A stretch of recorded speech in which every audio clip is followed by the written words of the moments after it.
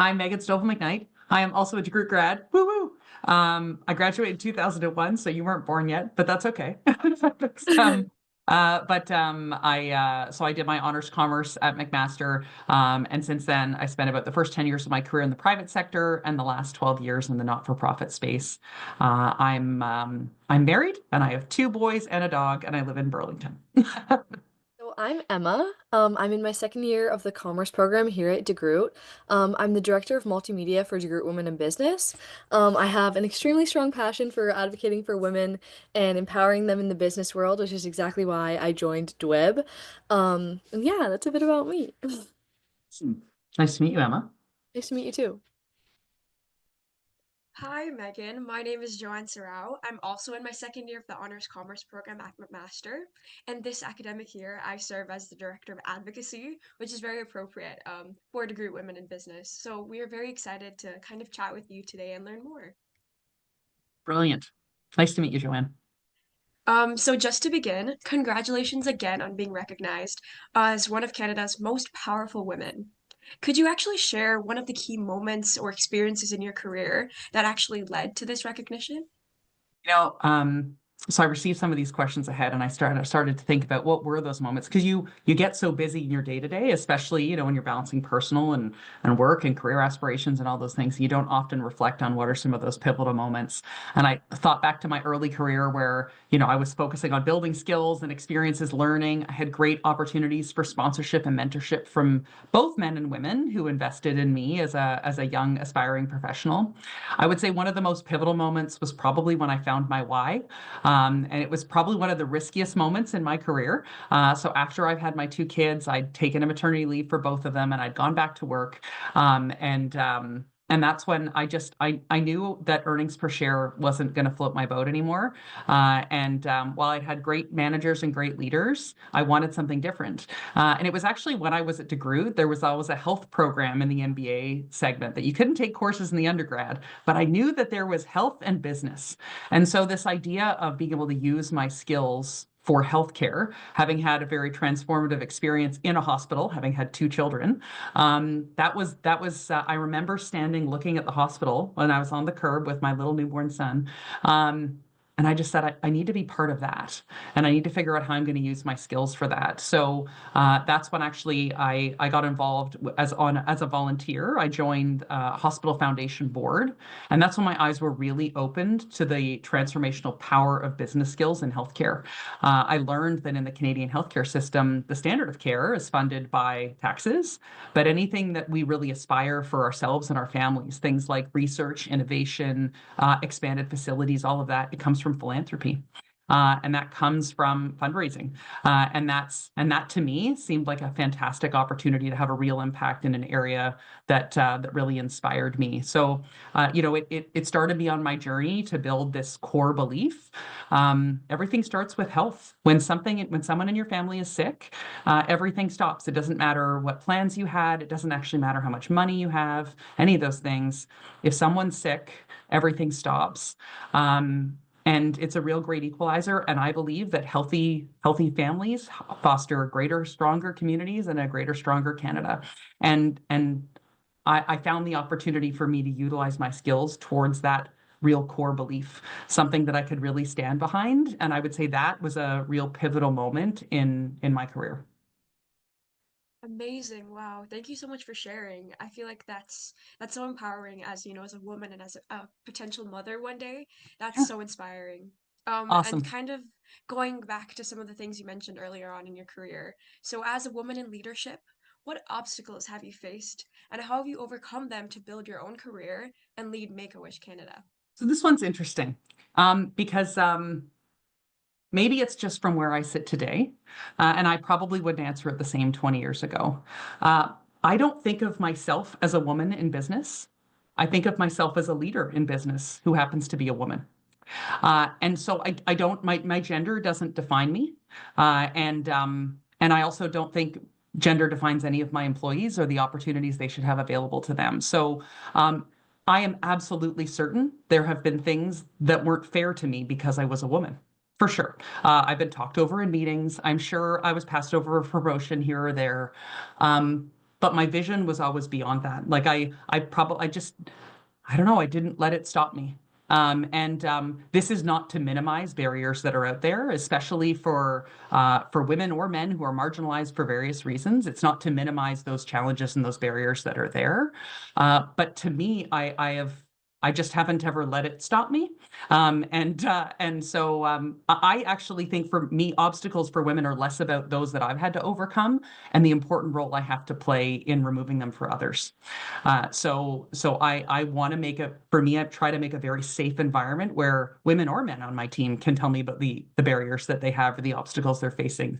Because as a leader, my job is to get the stuff out of their way.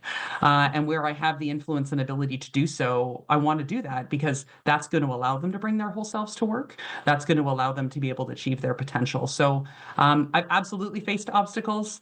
I can't think of any specific because I try not to dwell on them.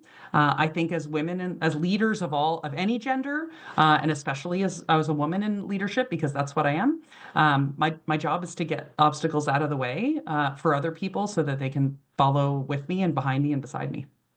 I love that you said like your leader who just happens to be a woman. That's so impactful and so powerful. Yes, that is like I, my one big key takeaway from this. I absolutely love how you less focus on the gender and more on actually what you're doing and how you're empowering people in leadership. I absolutely love that. I want to move into the more empowerment piece of it. yeah. Do you have any female mentors who have shaped your career? Or like how do you actively mentor or support other women in Make-A-Wish or your broader network? Absolutely. I always go to one woman who was my first director when I worked at Bell Canada. So this is when I was still in the private sector. And she hired me at Bell Canada. Her name is Tracy. And she is a director. Her name's Tracy Hurst. So if you publish it, you should put her whole name because she's fabulous. She was smart. She was tenacious. She played kind of a bit by her own rules, and that's what made her awesome. She was super fun. I learned what to feel sponsored and mentored felt like. Like she was the person who, if I'm sitting in the office, she's going to a meeting, she'd grab me and say, "Meaghan, you should just come sit and watch this meeting." And that is just incredible to have someone who decides they're going to invest in you. While I worked with Tracy, she also was diagnosed with cancer. And she went through a very valiant battle for about 10 years. When I decided to move into the not-for-profit space, she was the first person I went to at Bell in her office, and I told her, and she just gave me this big hug and started to cry. And she said, "Meaghan, you're going to do such good in the world." Um, she passed away the week I started at Make-A-Wish. So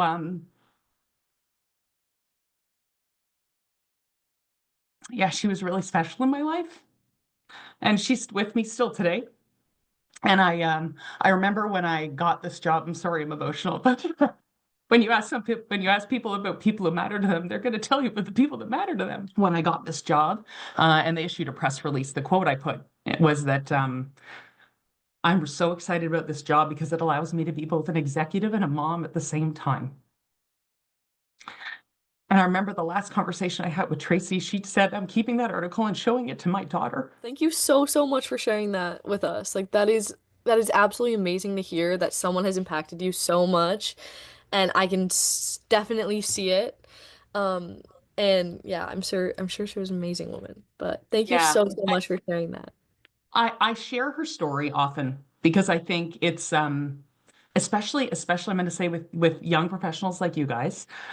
So often we think when we're going to go into the workplace, we're going to be Dilbert, right? And Right. you're getting and everybody's I'm so afraid to get a full-time job, or I don't want to be a salary person, and I'm going to sit in my cubicle.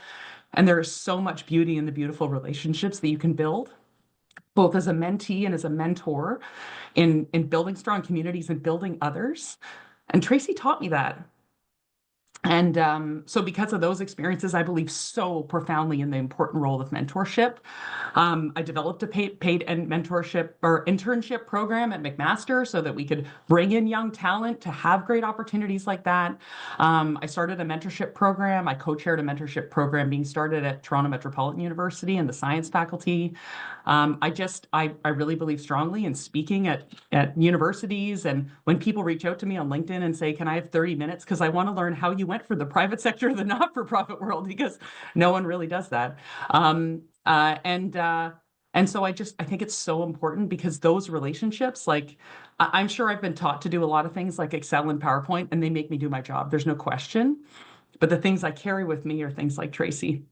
And I want people to have that. I want to offer that to others because it was so formative to me. Thank you so much. That is so, so inspiring, and I will carry that with me throughout. I always, always say, like, no matter whether it's in the business world or just your personal life, you should always cherish the relationships you make and the connections you make because they're the most important things I feel like in your life. Yeah. Yeah, And thank you great so business much. is built on that. Yes. Great business, great teams. If you want great outcomes in an organization, it's from that. Yeah. Yeah. Thank you so much for that. Yeah. Um, I have another question for you. What Yeah. advice would you give to young women who feel kind of intimidated by leadership roles, or what, like if it's entering a male-dominated field, how would you help them with that? I think about that. It's interesting because when I started at Bell and I was in IT, it was male dominated for sure.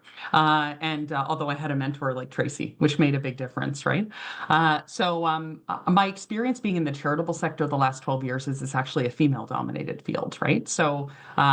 It's interesting because I almost have this inverse of when I see young men want to come into our sector, I'm like, like I want to create safe spaces for them even more so. When I think about women pursuing leadership roles, I'll often have women come to me and because I have kids and they're worried that how am I going to have time to do all these things that I want to do. The number of women who tell me that who have come in to tell me that they're expecting and then they think their career is over and I'm like no no no no, it's just getting started, it's all good. This is wonderful, right? So I would say a couple of things is one is know what's important to you and what you want to achieve in your life, right?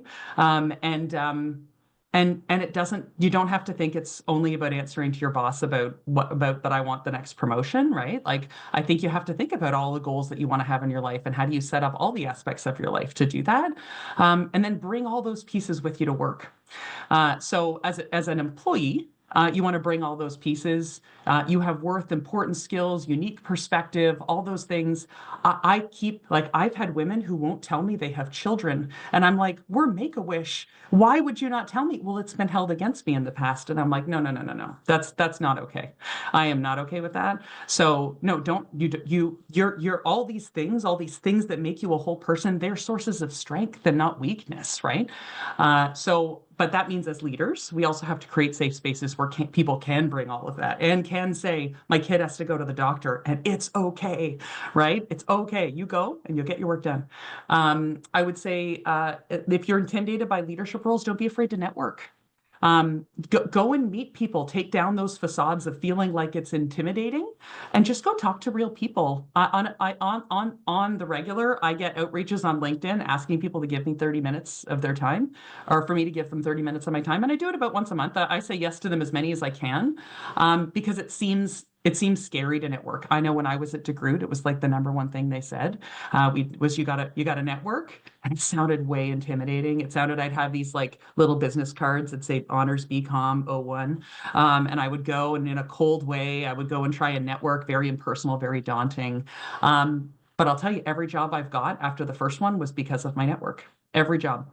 Every job. I applied in the newspaper for the first one, and every other one is someone referred me or they introduced me to a headhunter or whatever it might have been. So I would say just meet people. And part of that intimidation is because you feel this facade is there. But real people generally aren't scary. And if they are, you don't want to work for them. So it's okay. Don't go there. It's super easy. So I think actively seek out mentorship, strengthen your support network. And I would say lean on your support system is the other one. Like when you go into a new role, you will have to put a lot in. For sure. Like I'll tell you, the first year at this job, I was running 150% for sure. And I have built a community of people around me that support me and I support them. I will speak about my husband is that he and we don't have pink jobs and blue jobs. We don't have wife jobs and husband jobs. We have a to-do list. We have children and we both have careers and somehow it all gets done because we have expectations that it's a team and we're going to get it done. And some of that was setting expectations up front as well. So I think for young women is make it personal. Don't be afraid to communicate what you need. Don't be afraid to network, and don't be afraid to have lots of goals and be clear about them and then go get them. And if you're around people who aren't going to support you, you're around the wrong people.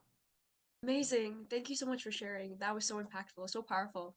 And kind of going back to that equity and inclusion space, do you think personally that the non-for-profit sector is doing enough to support women in these leadership roles? And if not, what more do you think could be done to encourage these women to rise to these positions? So when I started in the sector 12 years ago, like then it is now, female dominated field for sure. I think today about 75 or 80% of the sector is female. And that's of about 3.5 million Canadians in the not-for-profit sector. So it's not a small sector. But at the time, I remember observing most CEO jobs were men. So you'd see all these VP women teams, and then somehow the dudes at the top. So and I don't know that I've been. I think. Let me think. I would definitely say now I see it differently. I happen to be sitting in one of those seats, which is helpful. But I also look around, and I look at all the major Toronto hospital foundations, mostly women. The National Health Foundations, at least half are women. I think stats wise today, 77% of them are women, but only about 70% hold the senior executive role. So I think we're making progress. It's not, if it's 77% women, it should be 77% senior executive roles for sure. Definitely more is being done to get there. I don't know on the pay equity front if it's the same, but I imagine it's similar in that male leaders tend to still make more than women. And I think pay equity will improve that over time. But I think, what can be done to try and make it better is obviously diverse hiring practices. So, and diversifying your boards. Like for senior executive roles, the boards have a lot to say in that. So at Make-A-Wish right now, our board is male dominated. We had 3 women roll off last year. So we're just about to appoint new directors. 5 of them are women. So now we'll be at 50-50, which is great. We also have a commitment to IDEA in our organization. So we have hiring panels that are populated by men and women. We make sure that we have fair compensation, and we actually do tests on our compensation to make sure that it is equitable. Flexible workplaces, I think, is really important, and I know there is a real push for people to go back from hybrid to 100% in the office. And I think for some businesses that may be fine. For us, I'm continuing to push a very flexible policy. We're hybrid. We're in the office 2 days a week. I think it's really important. And I think as long as people are achieving their goals, then I think we should offer people flexibility, because people have more in their lives than just their job. And if I want them to bring their whole self to work, if I want 100% of them here, I got to create space for that 100%. And I know in my day, for earlier in my career, when I worked in Toronto, I would be like on the GO train at 6:30 in the morning, home at 6:30 at night.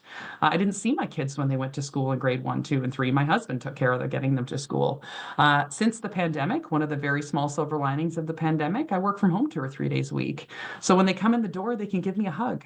And then they go up and they do their own thing, and I'm back at work, and that's fine. But that moment fills my cup big time. So if I want that, I guarantee you my employees want that, right? So I think creating flexible workspaces is really, really important. I think making sure that we have good benefits for women as well, things like fertility support, mental health support, things like that, things that allow us to care for whole women. That's one of the first things I did when I got to Make-A-Wish was I reinstated fertility support for our women, just because, I mean, for a workplace where 75 to 80% of the employees are women, that's a benefit women need. And if a man was sitting in my seat, I don't think they'd notice the gap, which is why, again, diversity at the leadership table is really important, because you have to have room for all of those needs. And then I think just investment in professional development and mentorship and sponsorship of each other. I really try to create space for women to grow in my organization. I learned from Tracy what sponsorship and mentorship looks like, and I take it really seriously in my role. And my hope is that other women who are sitting in my seat are doing the same thing. Absolutely. I'm so great that so many great strides have been made and that you're kind of leading that at Make-A-Wish. So that's amazing. And then kind of asking one more question about like EDI. How do you see the future of women in leadership evolving over this next decade that we're entering into? And how do you believe that women like you can play a role in driving that change? I think for me, it's about creating safe workplaces, and as I think as women and lots of different diverse leaders move into leadership roles, I think leadership roles will evolve for sure. Um, we definitely want our employees to keep balance between work, life, and personal. That said, I expect high things of my team. I deliver a lot. It's not easy. I think that there's a lot of headwinds out there, whether you're in the private sector or the charitable sector. It's tough right now. And so I want people to bring their whole selves. I'm going to create lots of safe space to do that. And I'm still going to expect a lot of results from people because I expect it for myself. So I also think things like this working from home where people can like, I had an employee recently start. She was working in a major private sector company and she came over to work at Make-A-Wish. And she was very used to being very corporate. And then like one day, I think I had my dog on my lap and someone else, like their child was home from sick and was home sick from school and was on their lap. And that's fine because they're in the meeting, they're doing what they need to. And I think just creating safe spaces where people can have your kid on your knee if you need to, because you don't have to check out being a mom at 8 in the morning and check back in at 6 p.m. Just like I don't want you checking out being a Make-A-Wish employee at 6 p.m., right? I want you to kind of manage all of those things and get it done wherever you need to. So now if you're with an external person, we obviously have to have decorum and things like that. But for internal meetings, it's fine. I'm just trying to create a safe space where everyone can feel valued, where they can develop, where they can succeed, where we're removing obstacles and barriers and not creating them unnecessarily. I do think hybrid workplaces can be beneficial, especially in a sector where we can't compete on salary. I can compete on flexibility. I can compete on giving you the opportunity to have balance, and those are all things that are so important in total rewards. And we really try to carry that at Make-A-Wish across our various workplace policies, including sort of our flex work agreement, different benefits, and things like that. So, I absolutely believe women have the opportunity to shape the future of work for their team members, where everyone can show up authentically, and I think it's incumbent on us to do so. I absolutely love that. I think being flexible is so important, especially because, yeah, like you said, like your life just doesn't shut off as soon as you go to work. You're still that same person that you were in the morning. You're still a mother. It doesn't shut off as soon as you turn into an employee. Um, that this next question kind of goes into that as well, and it's more focusing on like what many women feel so much pressure to do it all, lead, support, balance their personal life at the same time. How do you approach that? Like, what advice would you give to other women struggling with this? And I know you kind of mentioned that what Make-A-Wish does, but what advice do you have for them to kind of be flexible, be that free spirit that they want to be comfortable in their job? Yeah. Yeah. So it's interesting because I think sometimes people come with this pressure of they need to do it all. I feel like that. I feel like today more than ever we have the opportunity to do it all. So I can have a career, I can have kids, I can have hobbies. Does it mean it's going to require a lot of my time? Does it mean I probably won't sleep as much? Yeah, 100%. But that's because I've decided that's what a full cup looks like. I don't think we should be expecting less from our employees. I don't expect less from myself. We're still looking to grow this year at Make-A-Wish, even though it's tough economic times. But I think this is changing it from this pressure to do it all to decide what your all is. What's your full recipe? And then go and get it. And don't be afraid to work really hard. It will not come to you for free. If you want it, you have to go get it. And there will be barriers, there will be obstacles, there'll be people who will get in your way. Will you be very tired? 100%. Then, like I said, I've had women I remember this one girl, Steph, loved her. She's a director that worked for me, and she became pregnant, and she was like, "My career is over. Oh my gosh, how am I ever going to do all of it?" And I was like, "It's amazing how many hours you will find in the day." Like I remember when I first graduated and I got my full-time job, I was working 40 hours a week. Oh my gosh.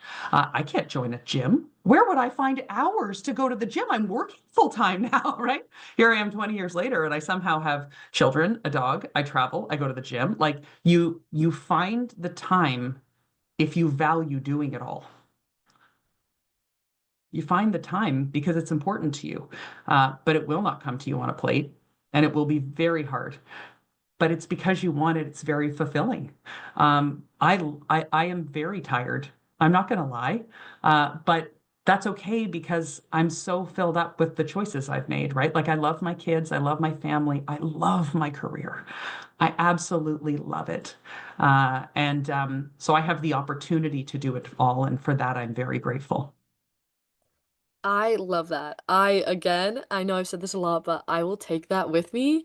The opportunity to do it all and kind of switching, like flipping that switch in your brain instead of feeling pressure to do it all. I love decide what your all is. Like, Yeah, I think that is a beautiful quote, and I will take that with me because the opportunity to do it all is that's exactly how you want to feel, especially in your isn't career. that Like, great? to Because enjoy, yeah, yeah, women before us maybe didn't have that opportunity, yeah, right? And it might feel, and this is where we have to be careful about the pressure to do it all. There are women who don't want to have kids, and that yeah. is also awesome. Totally fine, right? Like, it's great. That's not part of their all. They want to travel 4 times a year. Amazing. That's their definition of success, right? So I think you just got to figure out what you want and then just roll up your sleeves and work darn hard and get it.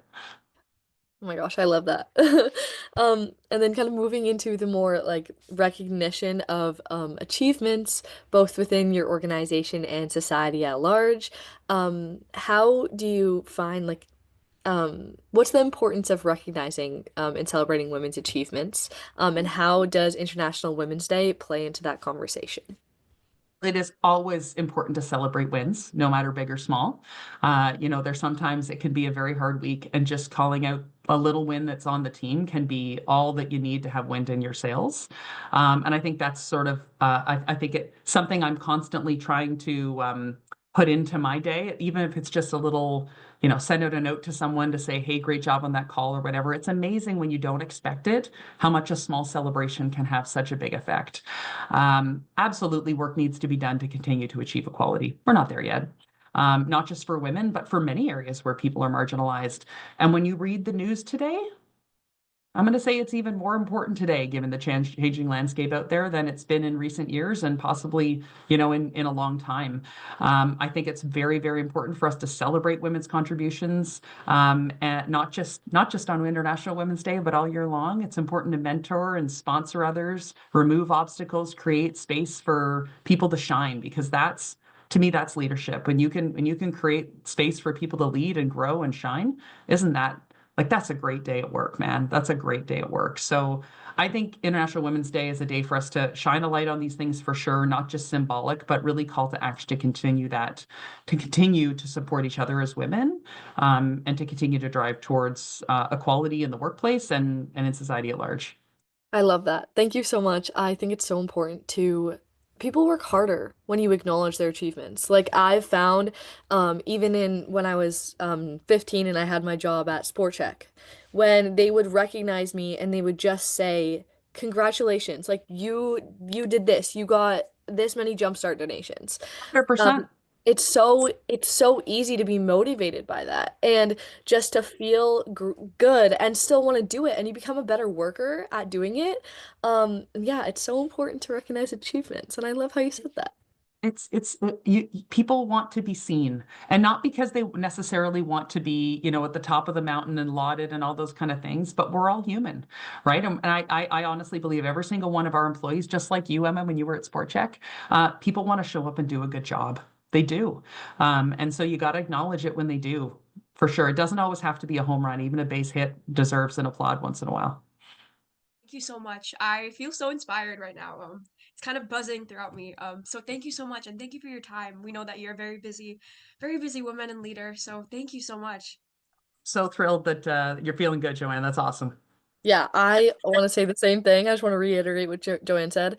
It is such an inspiration, like for you to be with us today. I know when our president Sarah and our vice president Harian like came with the idea, I was so excited. I am so excited. I am so empowered. I love seeing people in leadership roles talk about how inspired they are from being a leader. It makes me happy as a leader because I know I'm a young leader, but I strive to be where you are, and I'm so inspired by you. So thank you so much for giving us your time. Awesome. Well, thanks for the opportunity, guys. If you ever have any follow-up questions, or if you just want 30 minutes for coffee over LinkedIn, you know where to find me.